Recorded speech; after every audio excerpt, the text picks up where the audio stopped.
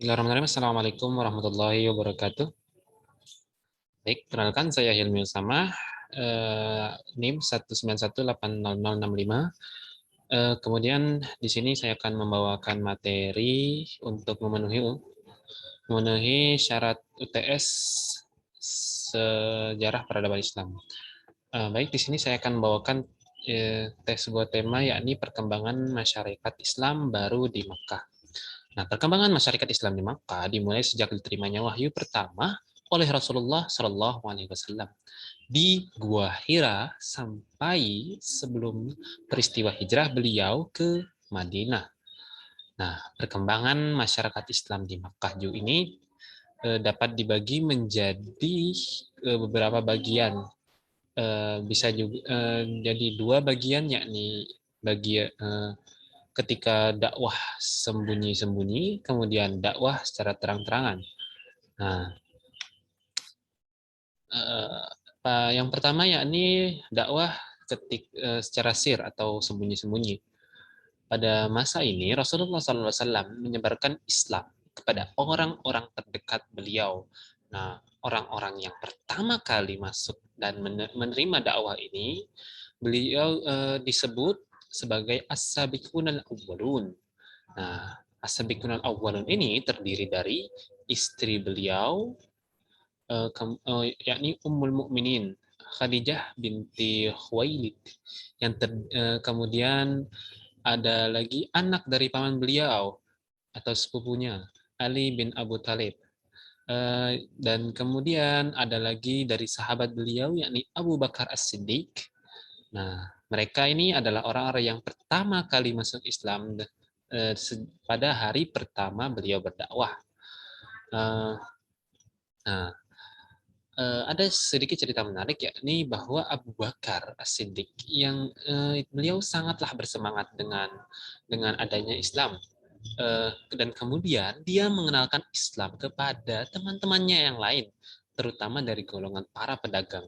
Nah, sehingga masuklah beberapa teman di antaranya, yakni adalah Utsman bin Affan, terus ada lagi Sa'ad bin Abu Qais, dan lain sebagainya.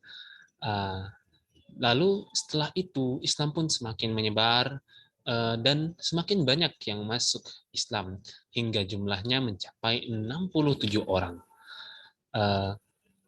Dan kesemuanya beliau menyiarkan dakwah Islam secara sembunyi-sembunyi. Berlanjut kepada tahap kedua atau periode kedua, yakni perkembangan Islam masyarakat Islam pada periode dakwah secara jahar atau secara terang-terangan. Setelah turun Quran surah Al-Hijr 94 dan Asy-Syu'ara 214, Rasulullah SAW mulai melakukan proses dakwah secara terang-terangan. Pertama kali beliau memulai dakwah dengan mengundang keluarga beliau dari Bani Hashim dan Bani Muthalib dalam sebuah pertemuan. Namun sayang sekali dalam pertemuan tersebut paman beliau langsung menentang dakwahnya, yakni Abu Lahab. Tapi terlepas dari Abu Lahab, ada juga yang mendukung dan bahkan memberikan jaminan kepada Nabi Muhammad SAW agar terus mendakwahkan Islam ini. Nah, pada periode ini Nabi Muhammad dan para sahabat mendapat banyak sekali cacian dan ancaman dan bahkan siksaan. Rasulullah SAW dicaci maki, dihina, dan diolok-olok oleh para kaum musyrikin. Beliau dituduh sebagai orang gila, penyihir, dan lain sebagainya. Dan tidak hanya beliau, tidak hanya baginda Nabi, tapi juga para sahabat. Mereka mendapat berbagai siksaan, hinaan, dan lain sebagainya. Terlepas dari siksaan dan hinaan, Rasulullah SAW pun mendapatkan tawaran-tawaran agar beliau mau menghentikan dakwahnya dengan berbagai penawaran yang luar biasa, megah, dan menggiurkan. Tetapi Rasulullah SAW tetap kukuh pada pendiriannya untuk tetap mendakwahkan agama Islam kepada Jazirah Arab. Nah, ada beberapa peristiwa-peristiwa penting dalam perkembangan masyarakat Islam di Makkah. Yang pertama, ada hijrah pertama ke Habasyah. Dan ini hijrah ini diperintahkan oleh Rasulullah kepada para sahabat demi menghindari siksaan orang-orang kafir yang kian hari kian menjadi. Dan eh, dan hijrah ini dilakukan secara dalam 2 tahap, yakni rombongan pertama pada yang dilakukan pada bulan Rajab pada tahun kelima kenabian, yang terdiri dari 12 orang dan 12 orang laki-laki dan 4 orang wanita. Mereka dipimpin oleh menantu beliau, yakni Utsman bin Affan. Lalu yang kemudian dilanjutkan dengan rombongan kedua. Setelahnya yang terdiri dari 83 laki-laki dan 18 wanita. Dan rombongan yang kedua ini dipimpin oleh Ja'far bin Abu Talib. Nah, peristiwa yang kedua yakni masuknya Hamzah bin Abdul Muthalib dan Umar bin Khattab. Nah, jadi ketika periode ini ada sebuah peristiwa yang luar biasa mengunggah semangat para kaum muslimin, yakni masuk Islamnya para orang yang disegani di sekitar Mekah, yakni ada Hamzah dan juga Umar bin Khattab.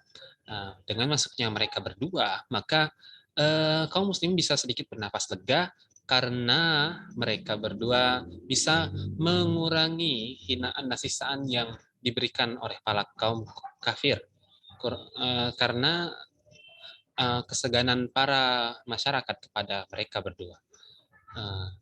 Kemudian ada lagi peristiwa yang sangat menguji kesabaran dan iman para kaum muslimin, yakni pemboikotan sewenang-wenang yang pemboikotan ini terjadi pada tahun ke-7 kenabian.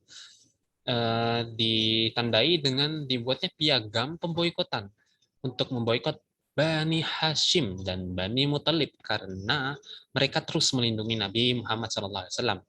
Nah, isi piagam itu adalah larangan interaksi sama sekali dengan para Bani Hashim dan ataupun Bani Muthalib dalam bentuk apapun, entah itu perdagangan atau sekedar menyapa, itu sangat tidak diperbolehkan.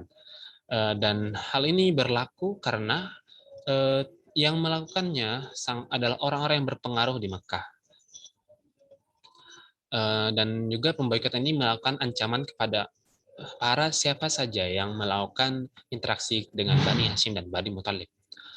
Dan pemboikotan ini pun terjadi hingga 3 tahun, yakni pada tahun ke-10 kenabian dan hingga 3 tahun kemudian. Namun karena beberapa orang yang tidak setuju dari kalangan Quraisy, dari Bani Quraisy, maka mereka pun memutuskan untuk mencopot. Namun ketika mereka sampai di Ka'bah melihat piagam itu sudah habis dimakan rayap. Lalu ada lagi peristiwa duka cita dan juga Isra Mi'raj. Nah, pada masa ini Nabi Muhammad SAW diuji kesabarannya dengan berperginya paman beliau dan istri beliau. Di sini bisa disebut sebagai tahun kesedihan bagi Nabi Muhammad SAW karena ditinggal pergi oleh kedua orang yang sangat disayanginya, dan yang paling disayangkan adalah tidak masuknya Abu Talib kepada agama Islam karena beliau tetap bersikukuh kepada agama nenek moyangnya. Dan untuk menghibur kesedihan baginda Nabi Muhammad SAW, Allah Subhanahu wa taala pun mengutus atau menjemput Nabi untuk melakukan Isra Mi'raj. Ya, okay. Sehingga tahun ke-10 sehingga Nabi Muhammad SAW pun diangkat, diperjalankan terlebih dahulu, yakni Isra dari Mekah ke Masjidil Aqsa, kemudian Mi'raj ke atas ke Sidratul Muntaha, dari Masjidil Aqsa ke Sidratul Muntaha, dan di sana beliau pun mendapat perintah untuk sholat. Dan yang peristiwa terakhir yang sangat